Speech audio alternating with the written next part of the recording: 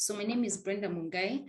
I am going to present on diagnostic accuracy of computer-aided chest X-ray tuberculosis screening. This is a study that we looked at the Kenya National TB Prevalence Survey findings. So Kenya did the prevalence survey in 2015-2016, and this was part of a doctoral study at that point.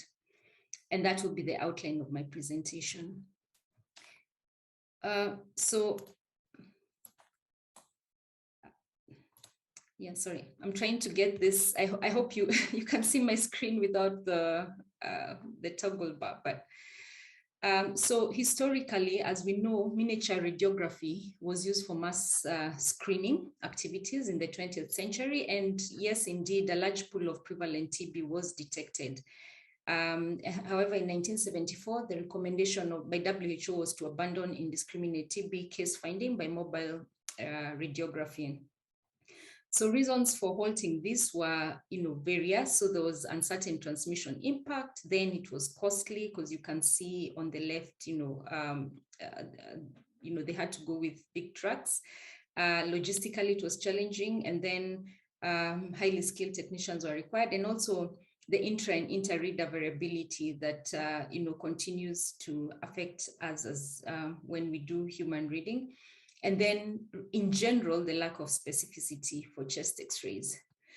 But in the 21st century, there's been renewed interest in chest X-ray for screening. And this is really, as some have noted earlier in their presentations, the finding from TB prevalence surveys that showed high sensitivity for pulmonary TB. And this was the case actually also in Kenya during the prevalence survey. And then we now know about 50% of the cases are symptomatic, but detectable through chest radiography. And then in 2021, again, this has been noted, those recommendations on use of computer-aided detection software. This was the first time that this was being recommended. And so, the step in the right direction for helping chest X-ray screening to be easier and faster, really. As part of the way of background, again, there's been studies done on different AI algorithms, and really across board have been shown to significantly outperform the radiologists in picking out possible TB that needs then sputum confirmation. And then, in this study by Jigen and team, only QXR and CAD for TB met the TPP at 90% sensitivity. So this is target product profile that, WHO uses to consider a test, one adequate for screening or not. Then all algorithms reduce the number of expert tests required by about 50% while maintaining sensitivity. In their study, and you'll see also this was a finding in our study, is that worse performance was seen among older age groups and people with a history of tuberculosis. Another study by McPherson et al. In Malawi showed that when you use X-ray and CAD for screening, this was in a HIV setting, time to TB treatment initiation was shorter compared to the standard of care, which is, waiting, asking about the symptoms, and then, once the symptoms are there, then screening for the patients. So in Kenya, we then did this, an evaluation of the accuracy, and this is the team that was involved in this study. We used, as you will see, CAD for TB version 6. I'm aware that Delph has now version 7. So I will be reporting on the version 6 that we used then. So a bit of, quickly walking you through the prevalence survey procedures. We had 63,050 enrolled survey participants. All these were aged 15 years and above. They had to be residing in Kenya for a period of at least a month, so 30 consecutive days. And of course, consented to the study. So screening was done in two ways. One is that there was symptom screening for TB using cough for more than 2 weeks. So this is as per the recommendation by the Lyme book by WHO on prevalence surveys for TB. And also, all patients were offered chest X-ray screening. So you can see symptom screening were 100%. Chest X-ray was about 99%, with some declining, but also, a few times when once the system was down, those were not also offered. But everyone who did not get a chest X-ray screening was also offered sputum. We had to collect sputum from them. And then out of those that were eligible to submit sputum, then either one had cough for more than 2 weeks, or two had abnormal chest X-ray suggestive of TB, or they had both. So cough of more than 2 weeks and abnormal chest X-ray suggestive of TB, or they declined to have chest X-ray irrespective of the symptoms that I had said. From our prevalence survey, at 305 were bacteriologically confirmed TB. Now, the X-ray, so we'll focus mostly on those that got X-ray. So X-rays done were digitally acquired posterior anterior. We used the Delft imaging system with upload to digital archive. And then independent reading of each film was done by 2 clinical officers. This is at a field site level. They had received intensive training on chest X-ray. And so any chest X-ray that they classified as abnormal suggestive of TB, then that underwent sputum, as I had said earlier. So for the purposes of study, we'll be focusing on the 62,484. So we used the anonymized compressed 62,484 DICOM images that were uploaded to the Delft cloud server. So we procured the services from Delft for this purpose. And then processing and CAD analysis was then carried out, as I said, using version 6.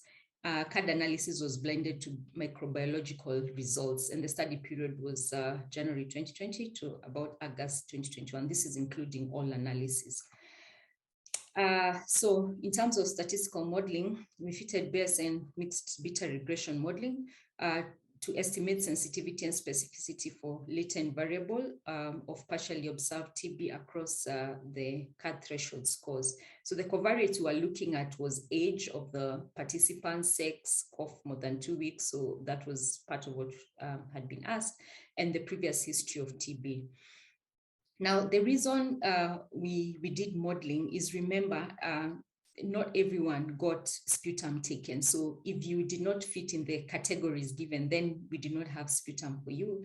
And yet we know, there's a possibility of a few of those having actually still TB, even though not picked through the system. So prevalence survey participants. So remember the 62,484 that got X-ray done. So out of these, so we eliminated those that chest X-ray was not done, and those that analysis could not be conducted, probably because of image quality. So out of those, we got 15.5% were assessed by microbiological status. In our case, we did 3. So we did smear microscopy, we did gene expert, and culture. However, microscopy was not used as part of classification of bacteriologically confirmed. So our true status was confirmed by expert and culture.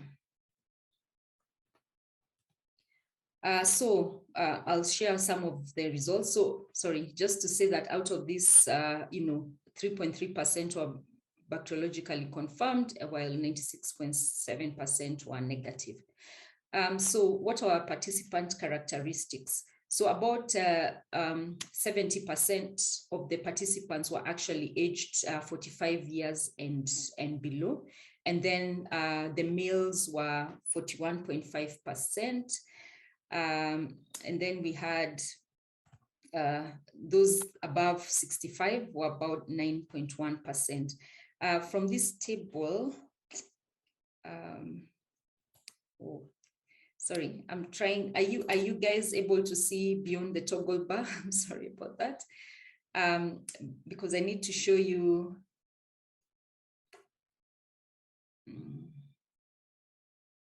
I just need to move it. Yeah, sorry. I'll just do that for the time being. So I wanted you to see the CAD median scores. For those, remember this classification of abnormal other was by clinical officers, normal or suggestive of TB. So you can see the CAD scores for those that were classified abnormal other were about 48 with a median of 45 range of interquartile range of 45 to 53. Normal were 43 with again a range of 24 to 46. However, suggestive of TB, you can see it's higher, 52 with a range of 46 to 62. And we'll continue looking at the next set of results. All right. So again, these were findings of the CAD scores. So we looked at those that that had sputum tested. Remember, the reason for sputum testing was either chest X-ray abnormality and or symptoms, so cough more than 2 weeks. So for those that had sputum tested, then you can see their scores were, probably a medium of about just close to 50 with this range. And then those that were not tested then had a lower CAD for TB score. So, about, I would say about 45 and below.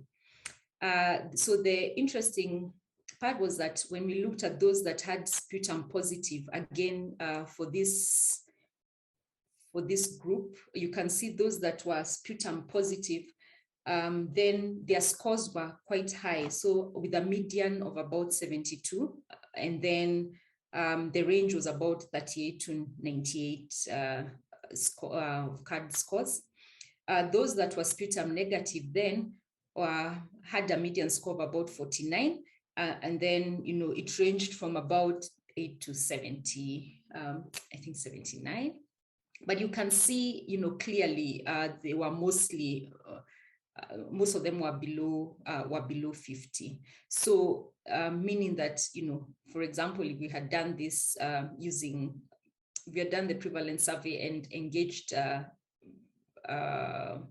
using CAD in this case, you can probably see it would still have helped in triaging those patients that needed sputum done. Okay. So remember, I told you we did some modeling just to check, we needed to know just beyond even what we took as sputum, so sensitivity, and to answer our question of would CAD really be then a tool that could be used in community-based screening. And by our understanding, this was one of the first studies to carry out that. So we did look at we did look at when you compare clinical officer interpretation and then sensitivity, of course, quite specific. Remember, they were trained a lot to ensure that they have they can try and pick out the lesions.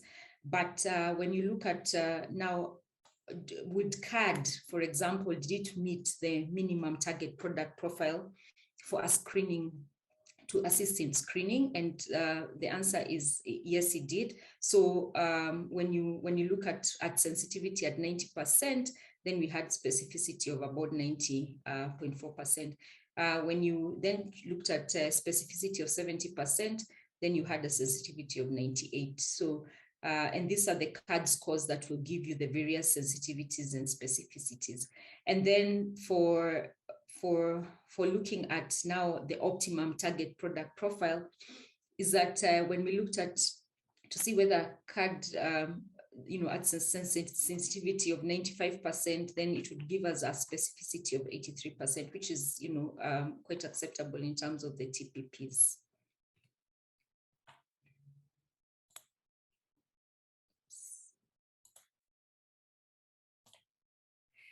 All right. Sorry.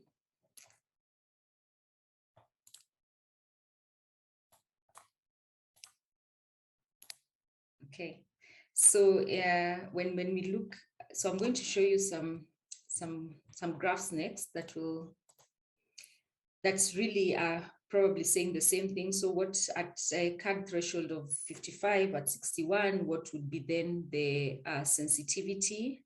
And then the lower one will then show what is the specificity at the other thresholds that we had also considered. Now, the variation in accuracy by participant characteristics, and this has also been highlighted in a number of presentations currently, in the field of CAD, in general, computer-aided detection software, is that then when you set the threshold at 61, which is what we tried to do here, then you will find that then sensitivity, so first of all, sensitivity was high across all age groups, but it was then highest among those. In our case, we did aging. So let me walk you through this graph. So this right here is sensitivity, and here is between 15 to 25 years, 26 to 40 years, and above 41 years. So sensitivity was highest among those 41 years and above. But they also had the lowest sensitivity when you look at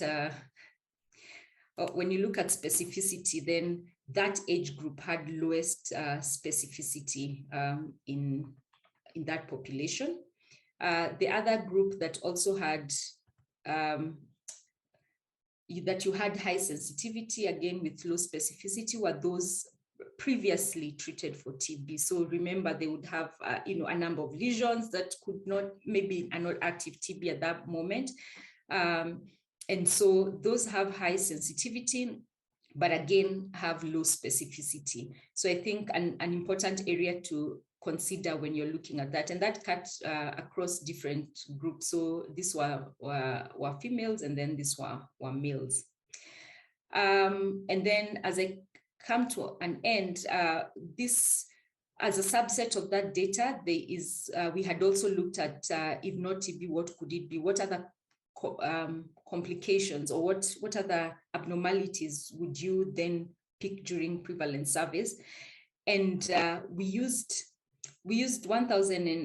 about 1,400 films, images that were reported by radiologists, and then passed those images again, looked at the scores from our subset of the prevalence data.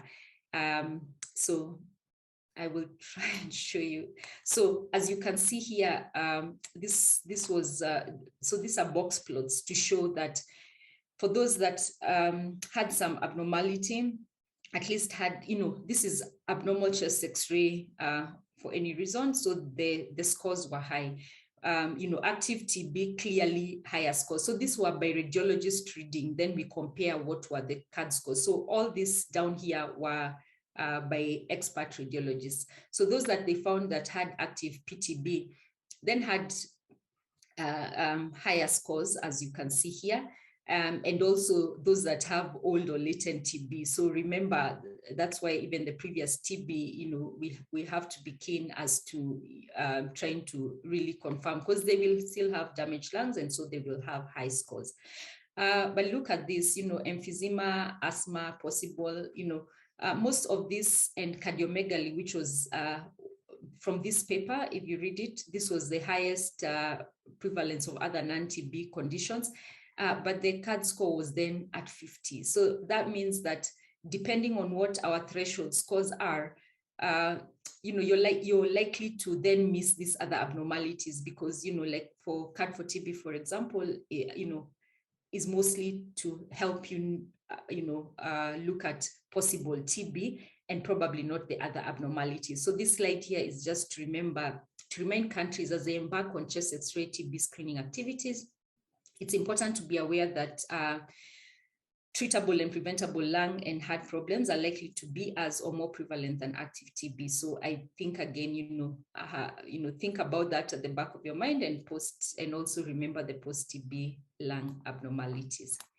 Okay, so in summary, in my conclusion is that CAD for TB version 6 met the target product profile for population-based TB screening. It was highly accurate and useful screening and triaging tool.